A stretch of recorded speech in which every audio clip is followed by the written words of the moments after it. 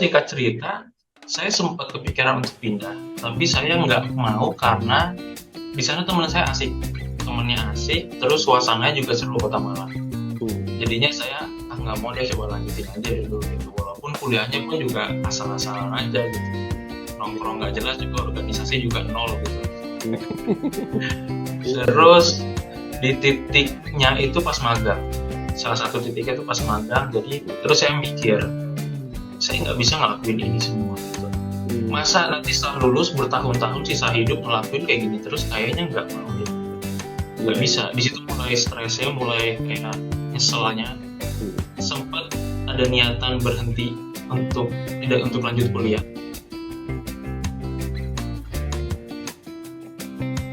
Halo, selamat malam Sobat MKRIO. Jumpa lagi bersama saya di MKRIO Digital, inspirasimu, inspirasi kita. Seperti biasa, di sesi ngoprek kali ini, ngobrol profesional, santai, dan eksklusif bersama pakar, praktisi, dan ahlinya. Selalu kedatangan tamu spesial dengan cerita dan sharing yang sangat spesial juga. Kita akan bedah tuntas salah satu profesi di dunia digital yang menjadi tren saat ini, yaitu copywriter. Oke, langsung saja kita sapa tamu spesial kita, Mas Fadil Harfikrian Nugraha. Halo Mas Ya, Fadil, selamat halo. malam. Halo Pak, Assalamualaikum selamat malam, selamat malam. warahmatullahi wabarakatuh. Ya. Waalaikumsalam. Apa kabar? Sehat Mas? Baik Pak, sehat, Ya, alhamdulillah. alhamdulillah. Terima kasih ya Mas Fadil sudah berkenan menjadi tamu spesial buat Sobat MKRIO di channel kami, MKRIO Digital, untuk bisa Siapa? berbagi inspirasinya. Oke Mas. Oke Mas, langsung saja Mas, seperti biasa untuk di awal sesi, boleh diceritakan Mas, perjalanan karirnya Mas Fadil ini, eh, mulai dari awal sampai menemukan profesi yang sekarang dijalani ya, sebagai Ya, seorang copywriter. Monggo Mas, silakan Mas. ya, oke. Halo Sobat MKRIO, nama saya Fadil. Saya ini backgroundnya mahasiswa pertanian. Oh, Sebenarnya saya pertanyaan. mahasiswa pertanian di Fakultas Pertanian di Iya. Universitas Brawijaya, Pak, di Malang. Iya, iya, iya. Jadi, eh, kalau ditarik ke belakang banget, sebenarnya saya masuk ke pertanian itu juga karena kuotanya banyak aja. Kuotanya banyak, jadi mungkin undangan terus masuk gitu. Oh, jalur undangan ya. Iya, terus Iya, singkat iya. cerita, saya sempat kepikiran untuk pindah, tapi saya nggak mau karena di sana teman saya asik, temennya asik, terus suasananya juga seru Kota Malang. Jadinya saya nggak mau deh, coba lanjutin aja dulu gitu. Walaupun kuliahnya pun juga asal-asalan aja gitu, nongkrong Iya. nggak jelas juga, organisasi juga nol gitu. Iya, iya. Terus di titiknya itu pas magang. Salah satu titiknya itu pas magang. Jadi magang itu kan implementasi dari kerja. Iya. Jadi saya kebetulan magang di PTPN 12 di Malang, di kebun kopi. Hmm. Di situ harus tinggal di mes, terus kayak harus ke lahan itu setiap hari gitu. Hmm. Terus saya mikir, saya nggak bisa ngelakuin ini semua gitu. Hmm. Masa nanti setelah lulus bertahun-tahun sisa hidup ngelakuin kayak gini terus, kayaknya nggak mau deh gitu. Nggak Iya, bisa. iya. Di situ mulai stresnya, mulai kayak nyeselnya. Hmm. Sempat ada niatan berhenti untuk tidak untuk lanjut kuliah. Udah Oh, bilang ke orang iya. tua, Hmm. kayaknya nggak mau ngelanjutin lagi deh mah gitu. Hmm. Sempat kabur juga waktu itu ke Surabaya dari Malang, izin ke Surabaya, kabur Iya. seminggu atau berapa hari lupa. Itu Habis semester itu berapa ya kalau magang ya, Mas? magang tuh semester 8 kayak, Oh, semester 7 apa 8. 8 gitu. Wah, udah mau Udah lulus akhir-akhir ya. lah. Tinggal ini ya. Makanya. Nah, Pokoknya saya bener-bener kayak nggak bisa. Tapi mama saya bilang, lulus dulu aja yang penting. Nanti kerja apa aja bebas. hmm. Hmm. Nah dari situ ya udahlah, saya coba pikir ulang lagi. Hmm. Karena kalau saya pun nanti keluar, nanti kampus di blacklist gitu kan, kasihan. Oh iya. Kasihan lah generasi bawahnya. Ini ya, Jadi udah sekolahnya deh, ya, blacklist ya. iya, Hmm. iya. Jadi udah deh, balik lagi aja. Tapi setelah magang, saya mulai mikir, oke, dibebasin nih nyari kerja. Tapi nyari kerja apa ya? Gitu. Hmm. Di situ mulai mikir, sampai saya akhirnya nemu kayak satu pertanyaan. Saya nanya ke diri saya sendiri, apa sih yang saya suka dan apa sih yang saya bisa? Hmm. Saya coba terus bertanya itu setiap hari. Waktu itu kebetulan juga saya lagi senang baca novel ya Pirsa Besari. Terus saya mikir, penulis ini keren ya, mereka tuh bisa masukin pesan penting kehidupan di dalam tulisan yang menarik, Hmm. sesuatu yang kita mau baca sampai habis gitu tanpa capek gitu. Hmm. Pengen deh jadi penulis gitu. Tapi ketika saya bilang, iya pengen jadi penulis, suka gitu dengan tulisan, tapi apa saya bisa? Nah, Hmm. situ saya mikir lagi, kayak nggak pernah deh nulis-nulis kayak gini. Tapi saya coba cari-cari tahu, saya ikutan workshop, saya coba nonton YouTube dan lain sebagainya. Akhirnya, titik aha momennya adalah, jadi saya waktu itu setelah banyak dapat ilmu soal nulis, Hmm. eh, kebetulan waktu itu saya di perantauan di Malang, saya habis ya patah hati lah, gitu lah. Habis patah hati, Lalu karena habis itu, cinta ya ternyata. iya betul, sendirian lagi Pak, jadi kayak curhat ke Hmm. siapa nggak tahu gitu, Iya, iya, iya. sendirian, Hmm. teman-teman masih pada di kampung gitu, belum pada Hmm. ke Malang semua. Hmm. Jadi bingung curhat ke siapa, sampai akhirnya saya nemu satu ilmu di menulis itu namanya free writing. Jadi kita bebas menulis apapun yang di otak tanpa sensor. Hmm. Nah, disitulah dengan ilmu itu saya coba daripada bingung cerita ke siapa, coba saya ketik aja. Semua kegelisahan saya ketik aja, saya tuangin ke dalam satu lembar Word. Hmm. 15 menit saya ngetik tanpa henti, di situ kayak ngerasa puas banget. Hmm. Kepuasan yang nggak pernah saya dapat sebelumnya. Seumur hidup. Kayak makanya di situ kayak, wah seru ya nulis tuh gitu. Hmm. Hmm. Disitulah mulai-mulai untuk kayak, oke, bisa dan suka. Hmm. Hmm. Tapi apakah ada jalannya? Waktu itu jalannya cuma nulis blog atau novel, Iya, blog which is atau novel. katanya kayaknya kurang lah gitu. Pengen yang ada company yang kerja-kerja kantoran gitu. Hmm. Udah akhir-akhir kuliah, ada job fair di dekat kampus. Itu saya nemu satu lowongan UX writer. Terus saya bingung, saya nanya lah ke UX apa writer ya, ya UX writer. Justru user awalnya saya ketemu experience. UX writer. Hmm. Saya nanya ke orang di booth-nya itulah, ini apa, ini pekerjaan seperti apa Mbak? Gitu. Hmm. Kata dia, ini nulis di aplikasi. Loh kok bisa? Saya nanya. Hmm. Terus, ya karena Mbaknya juga pertanyaan yang, apa, jawaban yang nggak cukup memuaskan. Hmm. Hmm. Akhirnya saya coba googling. Setelah googling, akhirnya malah ketemu UX writing, copywriting, dan content writing. Oh ternyata Hmm. makin beragam. Hmm. Saya coba dalamin lagi. Oh ternyata demand-nya besar gitu. Hmm. Setelah saya tahu demand-nya besar, ya udah saya coba terus kulik, saya terus belajar gitu di Hmm. sela-sela waktu Hmm. sampai akhirnya singkat cerita saya lulus kuliah. Hmm. Setelah lulus kuliah, saya udah menetapkan nanti untuk pengen jadi copywriting gitu. Jadi writing, copywriting atau content writing apapun itu pokoknya saya pengen kerjanya nulis gitu. Iya, iya. Karena bener-bener dari nol banget, bingung, bingung banget kayak harus gimana, harus ngapain di awal. Hmm. Akhirnya ada yang bilang, ya udah ikut agensi, ya udah bikin portofolio. Agensi itu apa? Portofolio itu apa? Bener-bener buta Hmm. banget. Tapi saya ketemu LinkedIn. Jadi saya pas lagi apply-apply, kebetulan saya apply-nya banyakan magang.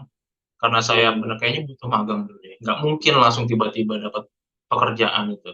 Hmm. Akhirnya saya coba magang, terus apply-apply magang, terus buka LinkedIn. Di LinkedIn ada satu postingan yang bilang, ternyata kita di LinkedIn tuh bisa dilamar dan tanpa melamar.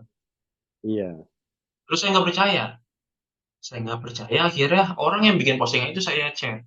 Hmm. Emang iya benar ya gitu. Terus kata dia, iya benar. Dia ngasih banyak senior di sana yang bilang hal yang serupa. Jadinya, oke, oke, oke, oke, gue percaya gitu. Setelah itu yaudah kita aktif di LinkedIn. Ternyata di LinkedIn juga ketika kita berkoneksi dengan sesama profesi, di situ mereka juga share ilmu dengan banyak. Hmm. Di situ saya belajar dari situ juga.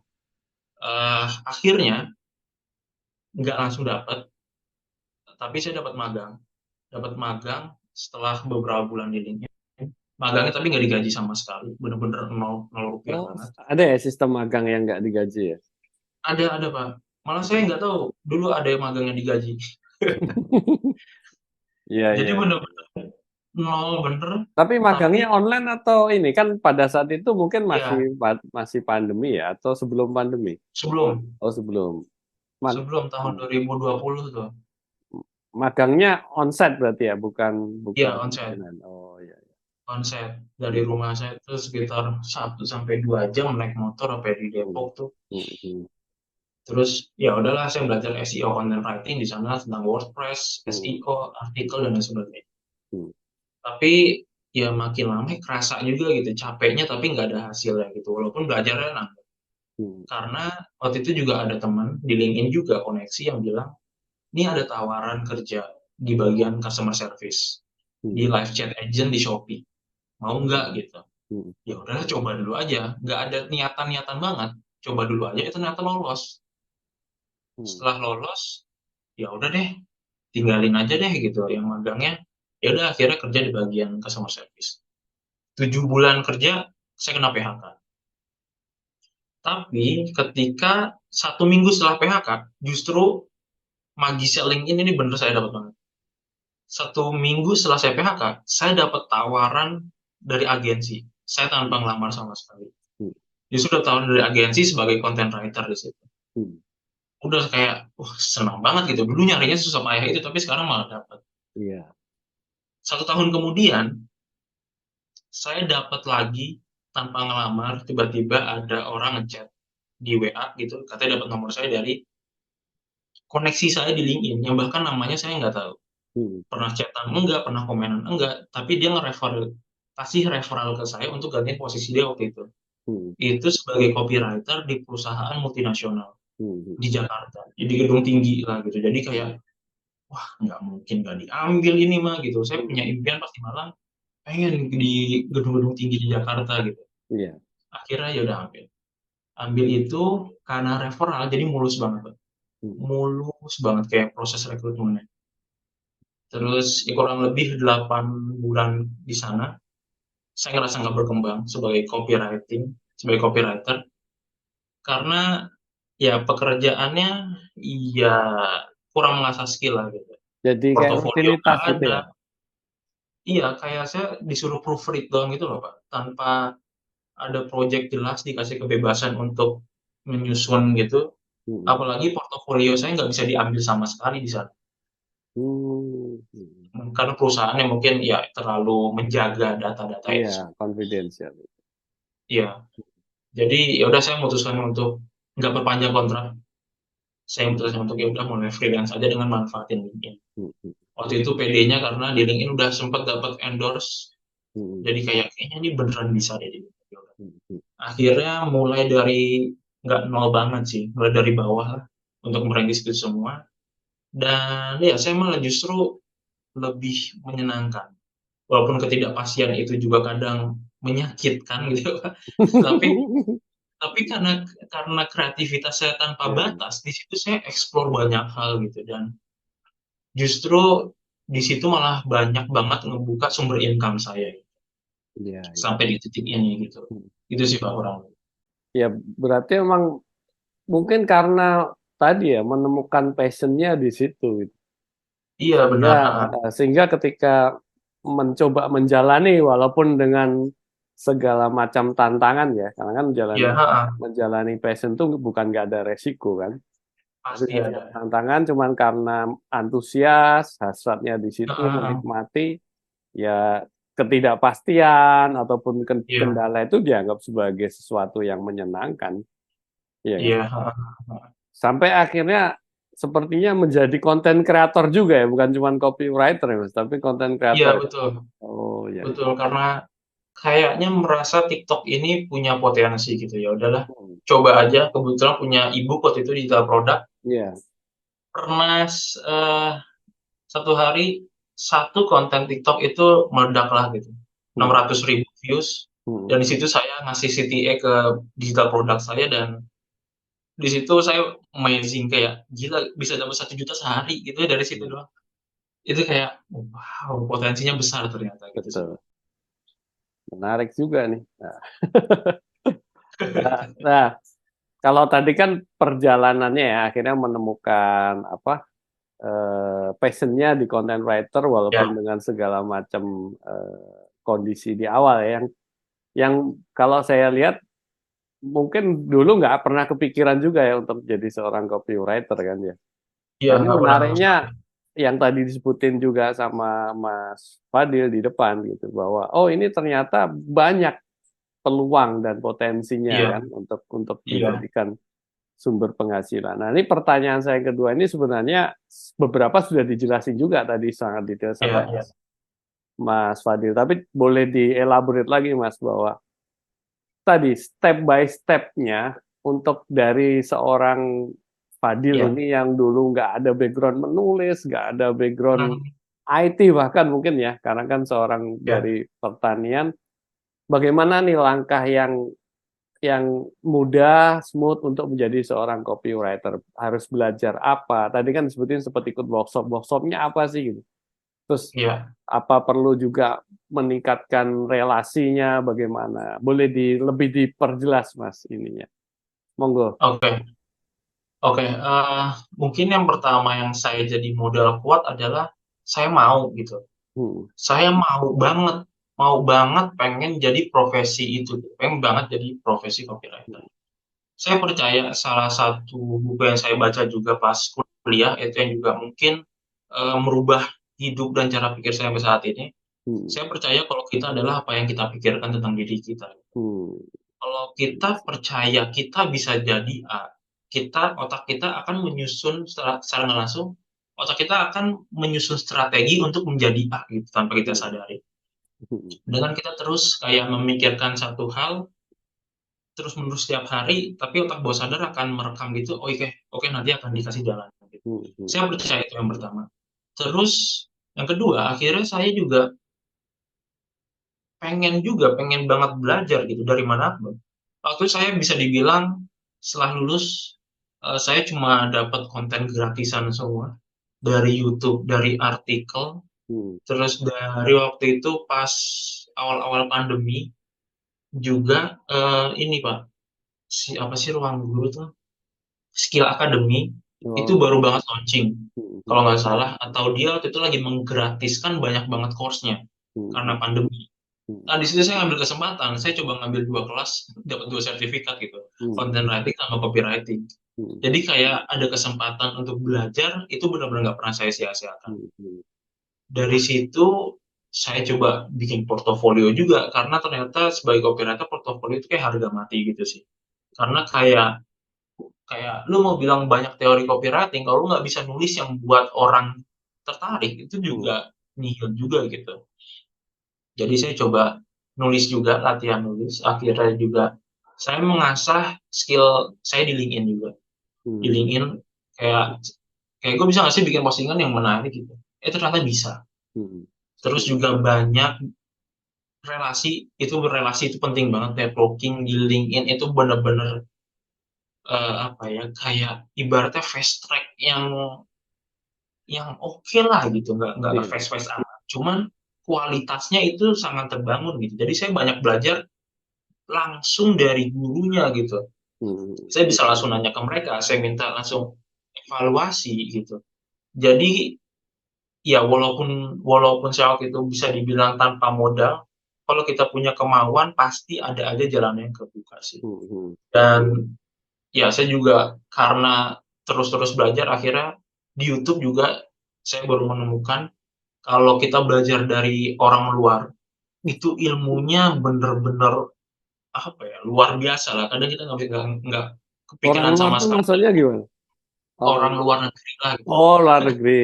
Orang luar negeri maksudnya. Orang Iya luar iya. negeri biasanya kalau nggak US, orang Inggris ya kalau saya nonton soal Hmm. copywriting, Hmm. kalau nggak US, UK. Itu ilmunya itu bener-bener kayak ilmu course di sini kali ya, bootcamp kali gitu. Hmm. Kayak bener-bener daging banget gitu dan mereka ngasih Hmm. dengan cuma-cuma. Hmm. Itu sih Pak. Jadi kayak ada kemauan, mau praktek juga, mau bangun networking juga sesama copywriter. Hmm. Hmm. Jadi kesempatan pasti datang sih. Dan Iya. oh ya LinkedIn. Dan LinkedIn. LinkedIn. Jadi kayak ketika kita muncul, ketika kita dilihat apalagi di LinkedIn itu kan banyak banget Hmm. Hmm. para penentu kebijakan di company-company Iya. itu mereka ngelihat mainnya LinkedIn terus kalau ada yang oke malah bisa ditarik. Gitu sih Pak. Hmm.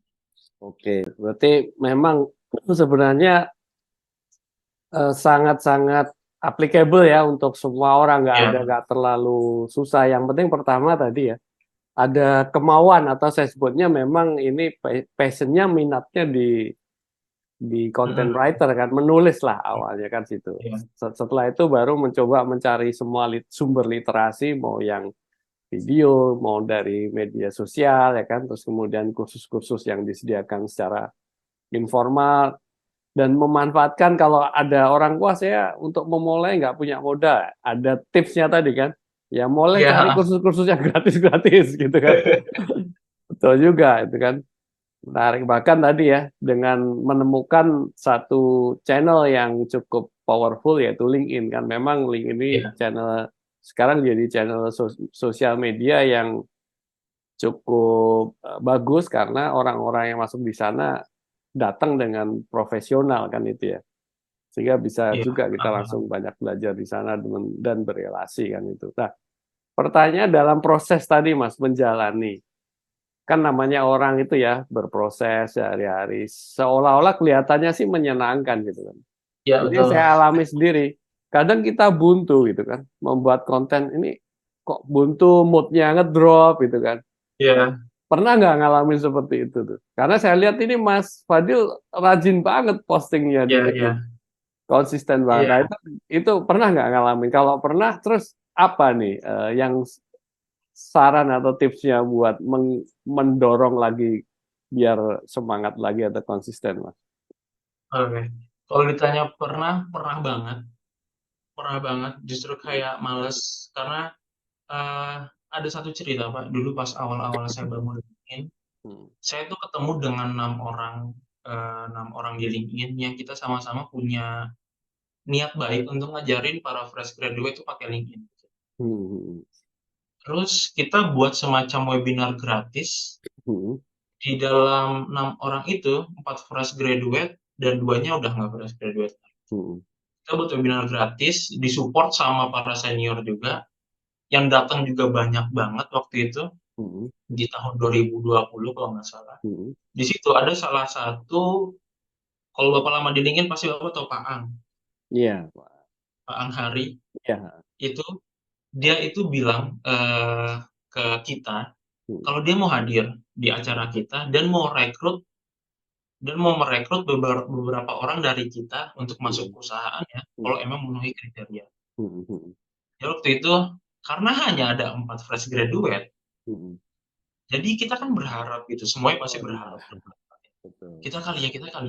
Itu Hmm. perusahaan besar juga tuh di Surabaya kan. Iya, saya tahu. Dan setelah acara itu, Hmm. ternyata ada 3 orang Pak yang kepanggil, Dari kecuali yang saya. empat tadi ya?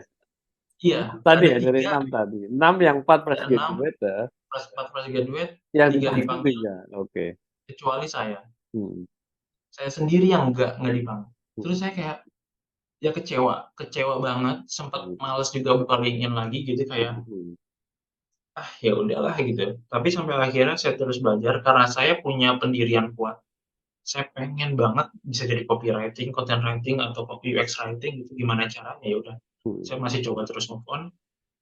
Saya terus banyak konsumsi konten, terus ya terus-terus berjalan aja. Hmm. Sempat di titik konsisten, terus habis itu hilang. Konsisten habis itu hilang. Hmm. Sampai di akhir tahun 2022 kemarin, saya coba mendobrak diri saya sendiri. Saya ini Hmm. nggak pernah bisa untuk konsisten, at least 1 bulan tiap hari bikin konten. Hmm. Hmm. Saya nggak pernah bisa. Hmm. Di situ tapi karena saya ada rencana untuk resign dan nggak perpanjang kontrak, saya mendorong diri saya untuk harus bisa 30 konten gitu 1 bulan. Dan ternyata Itu bisa. triggernya apa? Maksudnya apa yang digunakan acuan? Apa sekedar afirmasi? "Oh, ini harus Oke. yakin bisa," atau Ah, ah, ada ah. sebuah goal yang ditetapkan, atau ada motivasi dari luar, atau apa, Mas? Oke. Motivasinya ya mungkin afirmasi yang tadi juga. Hmm. Terus juga karena saya ada kepikiran untuk terus bikin konten, jadi otomatis saya akan terus banyak baca juga, Pak. Jadi Hmm. ketika kita banyak baca, banyak masukan, itu kayak ide tuh kayak banyak banget di kepala. Ya, ya, Terus ya. sampai ya udah akhirnya saya konsisten, tapi itu masih amburadul banget kayak ya udah nulis konten apapun yang di kepala. Hmm, Tapi belakangan ini karena saya juga banyak belajar dari orang luar, ternyata kita bisa konsisten, itu ada formatnya juga. Untuk bikin konten kayak gimana cara jadi dari satu topik kita hmm, pecah jadi 10, kita pecah jadi 8. Itu iya. memudahkan kita. Hmm, Apalagi eh udah ada fitur schedule juga di LinkedIn. hmm, Itu jadi kayak memudahkan orang banget untuk konsisten. Dan ada satu mungkin guru saya orang UK di LinkedIn yang bilang bikin konten itu kayak ibarat apa ya, kita melihat satu beda dari banyak penjuru gitu. hmm, Makanya tadi kayak misal kita bahas tentang sukses, kita hmm. bisa lihat sukses dari banyak aspek, banyak sudut pandang. Itu Iya. yang membuat kita membuat konten itu jadi sangat kaya dan kita nggak akan habis-habis gitu sih, Pak. Hmm. Yes. Berarti tadi ya dengan banyak membaca juga ya mendorong untuk Ya, keluar ide akhirnya ditulis gitu kan ya. ya, ya betul. Atau pernah nggak ada sesi khusus gitu? Oh kalau pas mau nulis, saya harus dengerin musik dulu. Oh saya harus Oh, tenang dulu. Atau bahkan kadang-kadang harus cari tempat khusus atau jam-jam tertentu gitu. nggak ada sih, Nggak nggak ada ada. ya. Tapi karena mungkin terbiasa kali ya, Pak. Hmm, Jadi kayak saya hari ini, kalau saya nggak schedule hari ini udah apa belum, ya udah saya baca komennya, terus hmm, misal saya lagi baca eh, tulisan tentang apa, ya udah saya hmm, coba masukin, saya coba keluarin dari sudut pandang saya. hmm. Kurang lebih gitu sih. Jadi lebih mudah gitu.